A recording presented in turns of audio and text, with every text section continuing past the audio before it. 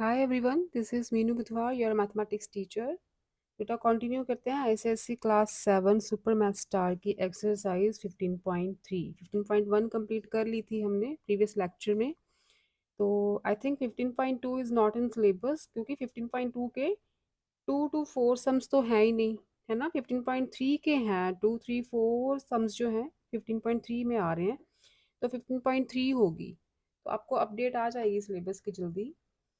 तो 15.3 का second, third and fourth sums हैं आपके सिलेबस में। ठीक है, तो उसमें एक फॉर्मूला है वो आपको एमसीक्यूज में आ सकता है। Order of rotational symmetry is equal to 360 degree over angle of rotation. इसमें रोटेशनल सिमेट्री के सम्स हैं, उससे रिलेटेड टॉपिक है। तो रोटेशनल सिमेट्री क्या है? रोटेशनल सिमेट्री का मतलब है बेटा, जब किसी भी फिगर को हम उसकी पूरी रोटेशन हो, जैसे see this is an equilateral triangle. ठीक है, ये इक्विलेटरल ट्रायंगल है। 360 डिग्री मतलब इसको मैं पूरा, अगर मैं यहाँ पे एक ब्लू साइन लगाती हूँ, ठीक है, अगर मैं इस ट्रायंगल को पूरा घुमाऊँ 360 पे, मतलब ऐसे घूमेगी ना, ये पूरी एक रोटेशन लेगी। जब तक वही पॉइंट ऊपर नहीं आता तो ये रहेगा 360 का रोटेशन। पूरी 360 की रोटेशन पे ये वाला पॉइंट फिर से ऊपर आ गया। अब रोटेशनल सिमेट्री, अगर मैं आपको पूछूं कि इस इक्विलेटरल ट्रायंगल के कितने ऑर्डर ऑफ रोटेशनल सिमेट्री क्या है, तो कैसे फाइंड करना है अपना? 360 डिग्री पे पूरी रोटेट करना है इस ट्रायंगल को, जैसे मैंने अभी किया था। ठीक है, फिर से देखो, ये स्टार्टिंग पॉइंट है इसका। तो हमने ऑर्डर ऑफ रोटेशनल सिमेट्री कैसे फाइंड करनी है? एक बार घुमाया मैंने इस ट्रायंगल को। अब देखो, ये जो शेप है, ये पहले वाली ट्रायंगल, ये वाली शेप थी ना, ओरिजिनल शेप यही थी ना ट्रायंगल की। ठीक है, यहाँ इस पॉइंट से हमने स्टार्ट कर दिया रोटेशन। अब मैं यहाँ पे लेके आई हूँ। ठीक है, यहाँ पे लेके आई हूँ, तो मैंने कितनी डिग्री पे ये ट्रायंगल घुमाया है? पूरी 90 डिग्री पे। ठीक है, क्योंकि यहाँ से मैं, ये वाला जो पार्ट था, यहाँ से यहाँ तक जो एंगल बन रहा है इन बिटवीन दोनों कॉर्नर्स, वो 90 का बन रहा है। अगर मैं ये वाला कॉर्नर ऊपर लेके आती हूँ, तो इसका मतलब मैंने 90 डिग्री रोटेशन की है इस ट्रायंगल की। तो फिर से वही शेप रिपीट हो गई है ना, फिर से वही शेप रिपीट हो गई है, क्योंकि ये इक्विलेटरल ट्रायंगल है, तीनों साइड्स इक्वल है। ठीक है, अब देखो 90 की रोटेशन हुई ना। अब देखो, फिर से मैं इसे घुमाऊंगी, फिर से वही शेप रिपीट हो गई। अब यहाँ तक लेके आऊंगी, तो 360 एंगल इसका कंप्लीट होगा। 360 एंगल इसका कंप्लीट होगा। तो एक्चुअली यहाँ से लेके यहाँ तक का जो एंगल है ना, ये वाला एंगल, अगर मैं बोलूँ, तो ये वाला angle, this is of 120 degree.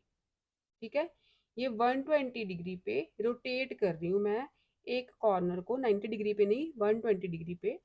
इस कॉर्नर से यहाँ लेके आऊंगी तो 120 डिग्री की रोटेशन हुई है, ये वाला एंगल देखना है आपने। ठीक है, फिर से रोटेट करूंगी, 120 डिग्री की रोटेशन हुई है। फिर से रोटेट करूंगी, 120 डिग्री की रोटेशन हुई है। तो यही वाला पॉइंट जो स्टार्टिंग पॉइंट था, फिर से यहाँ तक आ गया। तो 120 डिग्री की कितनी बार रोटेशन हुई है? 3 बार। ठीक है, तो order of symmetry, order of rotational symmetry कैसे निकालना है? 360 की रोटेशन मैंने पूरी कर ली, यहीं से स्टार्ट किया था, यहाँ तक दोबारा लेके आई हूँ घुमा के, रोटेट करके।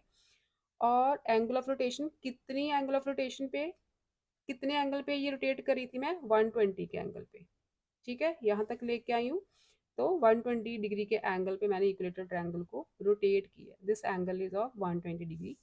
तो 120 डिग्री से हम डिवाइड करेंगे, तो 0 से 0 की कटिंग, 12 3 36। तो इसका मतलब order of rotational symmetry of an equilateral triangle क्या आएगा? 3। ठीक है, order of rotation of an equilateral triangle 3 आएगा। सिमिलरली अगर हम स्क्वायर की बात करें, ये देखो, ये स्क्वायर है। ठीक है, इसकी 4 साइड्स, सारी साइड्स इक्वल है, राइट। अब देखो, अगर मैं स्क्वायर को ऐसे रखती हूँ, ठीक है, या ऐसे रख लो, यहाँ पे एक मैं पॉइंट लगा देती हूँ। अब मैं स्क्वायर को ऐसे घुमाऊं, तो ये 90 डिग्री पे घूमा, ये 90 डिग्री पे घूमा है ना, तो एक बार रोटेट हुआ, अभी ये पॉइंट वापस आएगा तभी 360 पूरा होगा।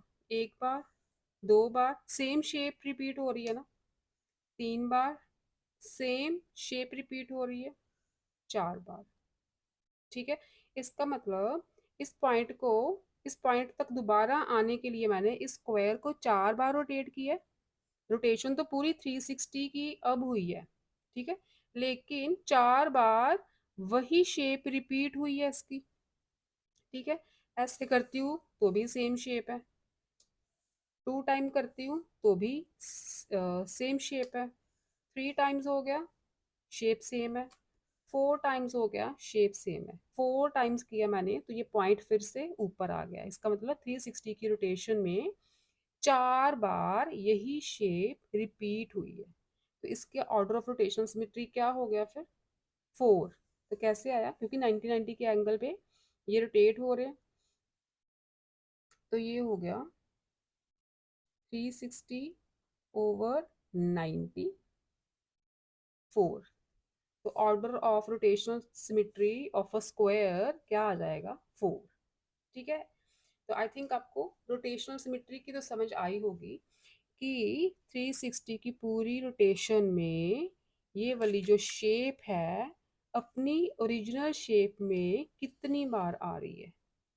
ठीक है, अगर मैं दूसरी डायग्राम्स बताऊंगी ना तो फिर वहां से ज्यादा क्लैरिटी होगी। तो जैसे इसका फर्स्ट सेकंड सम है, name two quadrilateral that have more than one line of symmetry and whose order of rotational symmetry is more than one. तो कोई भी दो क्वाड्रिलेटर्स के नेम बताओ जिसकी लाइन ऑफ सिमेट्री भी वन से ज्यादा हो और ऑर्डर ऑफ रोटेशनल सिमेट्री भी वन से ज्यादा हो। अब देखो ये स्क्वायर है, लाइन ऑफ सिमेट्री मैंने बताया था आपको कि अगर मैं स्क्वायर को ऐसे फोल्ड करूंगी तो बिल्कुल ओवरलैप होंगी दोनों साइड्स, तो ये जो लाइन है ये लाइन ऑफ सिमेट्री है। ठीक है, यहाँ से अगर मैं फोल्ड कर रही हूँ तो बिल्कुल दोनों साइड्स ओवरलैप हो रही हैं, तो ये जो लाइन आ गई ना बीच में सेंटर में, this is a line of symmetry. ठीक, अगर मैं इसे ऐसे फोल्ड करती हूँ, ठीक है, तो भी ये दोनों साइड्स बिल्कुल ओवरलैप कर रही हैं, सेम है, तो ये वाली जो लाइन आई है ये भी लाइन ऑफ सिमेट्री है, ये भी लाइन ऑफ सिमेट्री है। ठीक है, ऐसे ही डायगनली करूंगी तो भी जो लाइन आएगी वो लाइन ऑफ सिमेट्री होगी, ऐसे आएगी। अगर मैं इस डायगोनल के साथ करूंगी तो भी दोनों साइड्स ओवरलैप करेंगी, तो ये वाली लाइन भी लाइन ऑफ सिमेट्री होगी।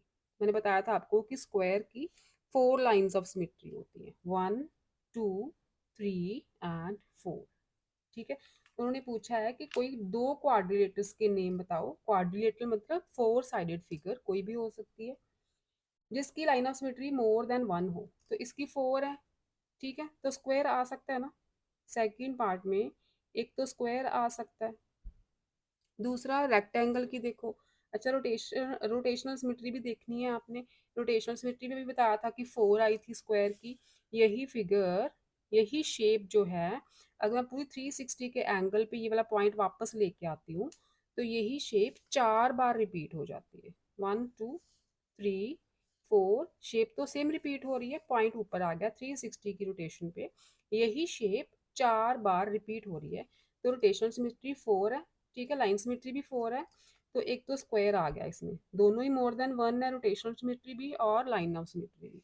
दूसरा देखो, अगर हम रेक्टेंगल देखें, रेक्टेंगल भी एक क्वाड्रिलेटरल है, ये रेक्टेंगल, रेक्टेंगल को मैं ऐसे फोल्ड करूं तो बिल्कुल ओवरलैप हो रही हैं दोनों साइड्स, तो इसकी लाइन ऑफ सिमेट्री एक तो ये बन गई। ठीक है, अगर मैं रेक्टेंगल को ऐसे फोल्ड करती हूँ तो भी दोनों साइड्स बिल्कुल ओवरलैप हो रही हैं, कोई बड़ी छोटी नहीं है, तो ये भी एक लाइन ऑफ सिमेट्री है रेक्टेंगल की। राइट, अब देखो मैंने बताया था कि डायगनली अगर मैं इसे फोल्ड करती हूँ तो दोनों साइड्स बिल्कुल भी ओवरलैप नहीं होती, तो डायगनल सिमेट्री इसकी नहीं है, इसकी दो लाइंस ऑफ सिमेट्री है रेक्टेंगल की। लेकिन हमें पूछा मोर देन वन होनी चाहिए, तो रेक्टेंगल भी इंक्लूड हो सकता है इसमें, रेक्टेंगल भी इसमें इंक्लूड हो सकता है। लेकिन हमने रोटेशनल सिमेट्री भी देखनी है कि रोटेशनल सिमेट्री भी क्या एक से ज़्यादा है इसकी। अब देखो इसको मैं ऐसे रखूँ तो यहाँ मैं एक डॉट लगाती हूँ। ठीक है, डॉट लगा दिया मैंने। मैंने 360 पे रोटेट करना है ये पूरा रेक्टेंगल। पहले मैं ऐसे रोटेट किया मैंने। अब देखो इसकी लेंथ ऐसे आ रही है, ब्रेथ ऐसे आ रही है। अगर मैं इसको ऐसे रोटेट करती हूँ तो क्या शेप सेम है? नहीं। अब क्या हुआ, इसका लेंथ ऐसे आ गई, ब्रेथ ऐसे आ गई, तो ये शेप सेम नहीं है। अगर मैं इसे ऐसे कर दूं तो ये शेप सेम है। ठीक है, शेप सेम है, मतलब एक बार रिपीट हुई है, अभी अभी एक बार रिपीट हुई है। फिर से मैं घुमाती हूँ इसे, इस केस में भी शेप सेम नहीं है। अब ये पॉइंट घूम के ऊपर आ गया, 360 की रोटेशन पूरी हो गई अपनी सर्कुलर रोटेशन। फिर से वो जो शेप है वो सेम आ गई। तो क्या मतलब है कि 360 की रोटेशन में सिर्फ दो केसेस ऐसे हैं जिसमें ये शेप सेम आ रही है। एक तो देखो ये ओरिजिनल शेप थी, फिर से देखो यहाँ पे शेप सेम नहीं है, यहाँ पे शेप सेम है ना। लेंथ ब्रेथ सेम शेप है, पॉइंट नीचे है लेकिन शेप तो सेम है ना रेक्टेंगल की। इस रोटेशन में भी शेप चेंज्ड है, सेम नहीं है, लेकिन इस रोटेशन में शेप सेम है। तो मतलब चार बार मैंने घुमाया इसे 90-90 के एंगल पे। जैसे स्क्वायर की चारों बार सेम शेप आई थी तो इसकी रोटेशनल सिमेट्री 4 आई थी, क्योंकि स्क्वायर की सारी साइड्स इक्वल होती हैं।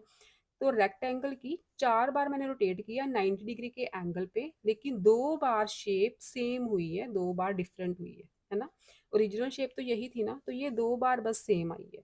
तो इसका मतलब order of rectangle, order of rotational symmetry of a rectangle is 2, क्योंकि रेक्टेंगल की शेप जो सेम हुई है वो 180 के एंगल पे सेम हुई है। 90 के एंगल पे तो ऐसे आ गया था, ठीक है, फिर 180 पे हुआ तो शेप सेम हुई है। तो हम इसका निकालेंगे ऑर्डर 360 ओवर 180 करके।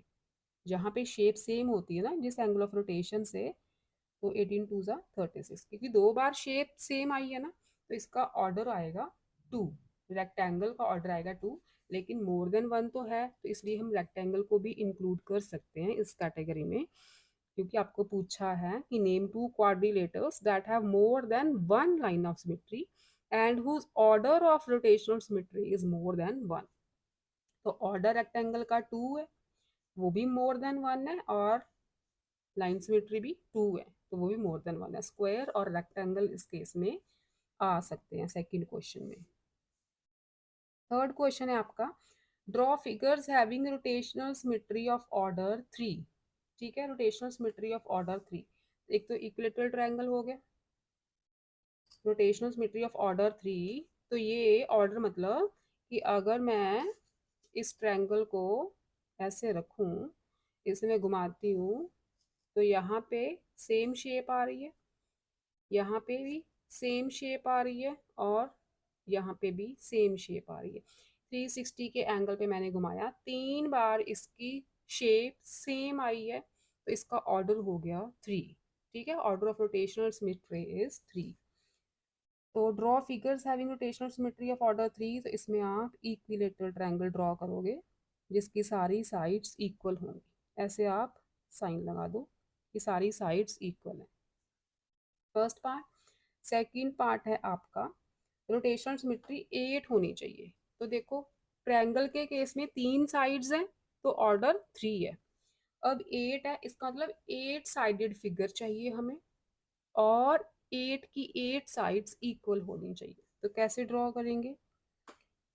ये वन साइड हो गया, 2, 3, 4, 5, 6, 7 और 8। ठीक है, ये 8 साइडेड फिगर हो गई। तो ऐसे आप साइन लगा दो कि ये सारी साइड्स सेम होनी चाहिए। अगर साइड सेम होंगी तो ही हम फिगर को पूरा घुमाएंगे, तो 8 बार ये फिगर रिपीट होगा।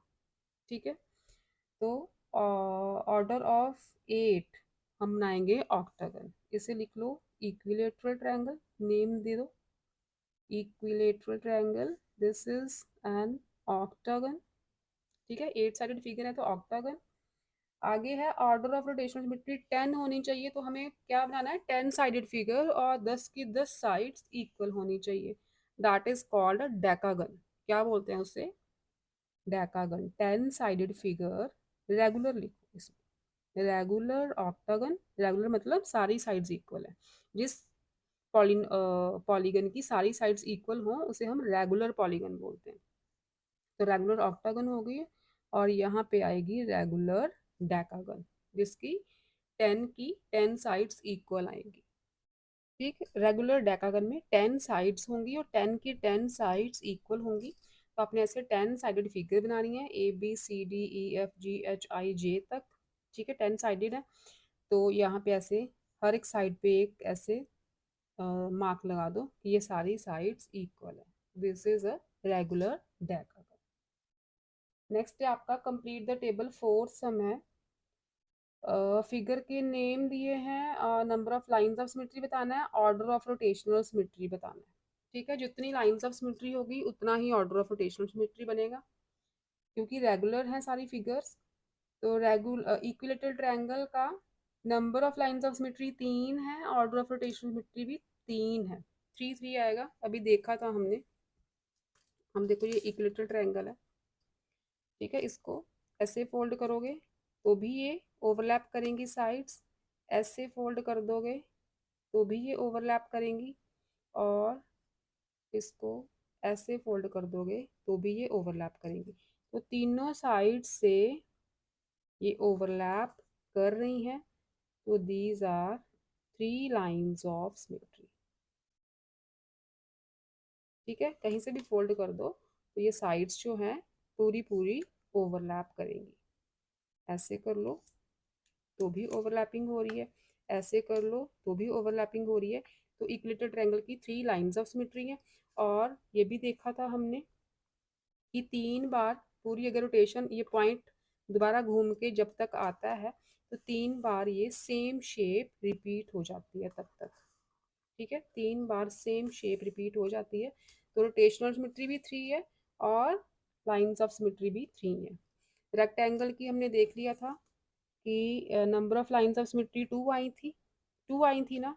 तो यहाँ पे जैसे मैंने पॉइंट लगाया था, तो पूरी रोटेशन होने तक 2 बार ही ये वाली जो फिगर है ये शेप रिपीट होती है, क्योंकि यहाँ पे नहीं हुई थी, है ना, यहाँ पे हुई थी, फिर यहाँ पे नहीं हुई थी, यहाँ पे हो गई थी।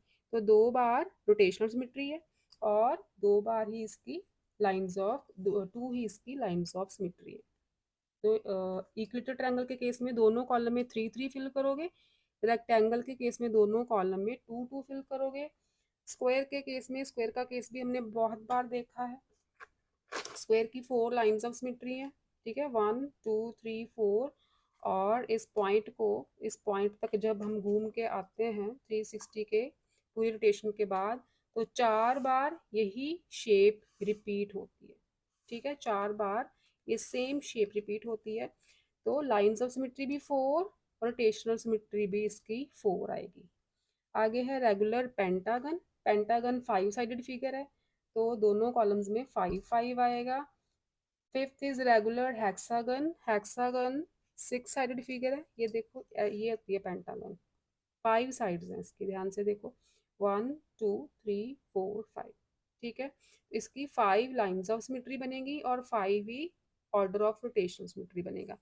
और हेक्सागन देखो 6 साइडेड फिगर होती है रेगुलर हेक्सागन, सारी साइड्स इक्वल होंगी, 1 2 3 4 5 6।